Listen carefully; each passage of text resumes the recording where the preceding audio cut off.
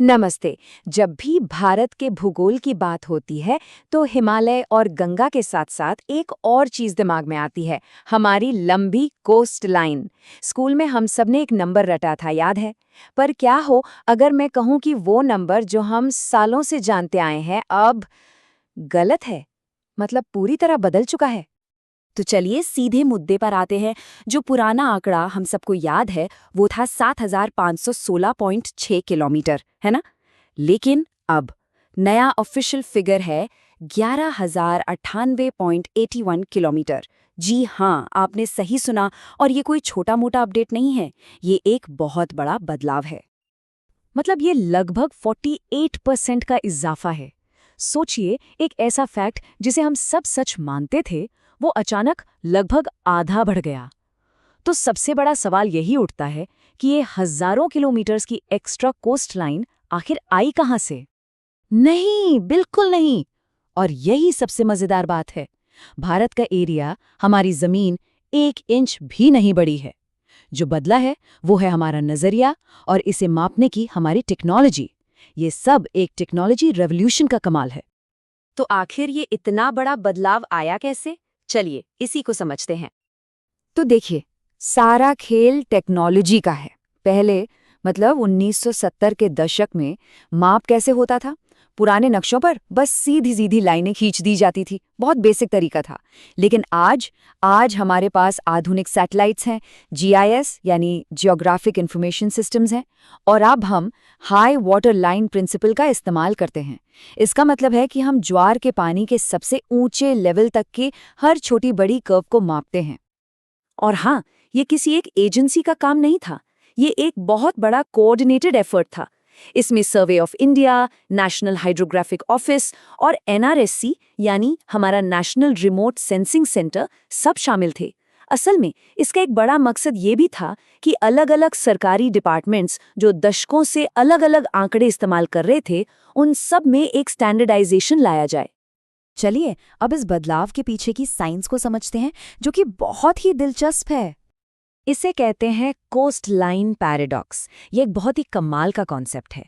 बिल्कुल आसान भाषा में समझें तो आप किसी भी कोस्ट लाइन को जितने छोटे स्केल पर जितनी बारीकी से मापेंगे, वो उतनी ही लंबी निकलती जाएगी। ये कुछ ऐसा है जैसे आप दूर से एक धागे को देखें तो वो सीधा लगता है, पर पास जाकर देखेंगे तो उसमें छोटे छोटे रेशे और घुमाव दिखते हैं, जिससे उसकी असल लंबाई बढ़ जाती है। और हमारी ये नई हाई रेजोल्यूशन टेक्नोलॉजी ठीक यही काम करती है।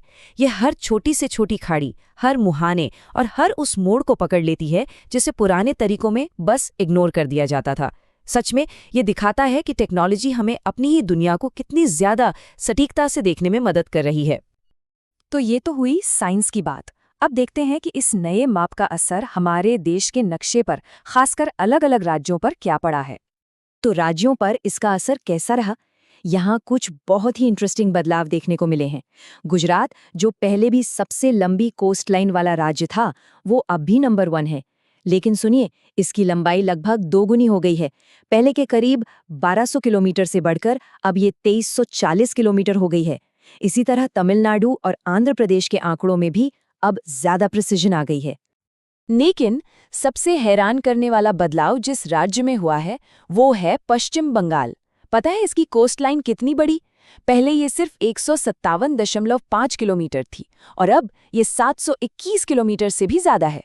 इसकी वजह है सुंदरबन डेल्टा की बेहद कॉम्प्लेक्स बनावट, जिसमें अनगिनत छोटी छोटी नदियां और खाड़ियां हैं, जिन्हें अब पहली बार पूरी डिटेल में मापा गया है। इस फर्क को परसेंटेज में देखें तो और भी हैरानी होती है। गुजरात की कोस्ट लाइन में लगभग 92% का इजाफा हुआ, जो खुद में बहुत बड़ा है। लेकिन पश्चिम बंगाल, यहाँ ये बढ़ोतरी 350% से भी ज्यादा है। ये दिखाता है कि वहाँ की ज्योग्राफी कितनी पेचीदा है। और कहानी यहीं खत्म नहीं होती। ये जो टोटल लंबाई है, इसमें सिर्फ मेनलैंड ही नहीं है। इस नए डेटाबेस में हमारे 1389 द्वीपों की कोस्टलाइन को भी शामिल किया गया है, जिससे ये टोटल और भी बढ़ गया है। तो चलिए एक बार फिर से फाइनल आंकड़ों को देख लेते हैं। पुराना नंबर 7516.6 किलोमीटर्स, अब वो बस एक पुरानी बात है।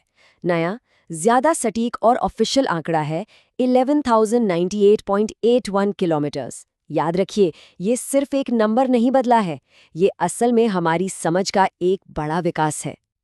और ये पूरी कहानी हमें एक बहुत ही दिलचस्प सवाल पर लाकर छोड़ देती है। हमने देखा कि ये सब कुछ टेक्नोलॉजी पर कितना निर्भर करता है। तो सोचिए, जैसे जैसे हमारी टेक्नोलॉजी और भी बेहतर होती जाएगी, क्या ये नंबर भविष्य में एक बार फिर बदल सकता है? ये हमें याद दिलाता है कि दुनिया के बारे में हमारा ज्ञान कभी स्थिर नहीं रहता, ये हमेशा बेहतर होता रहता है।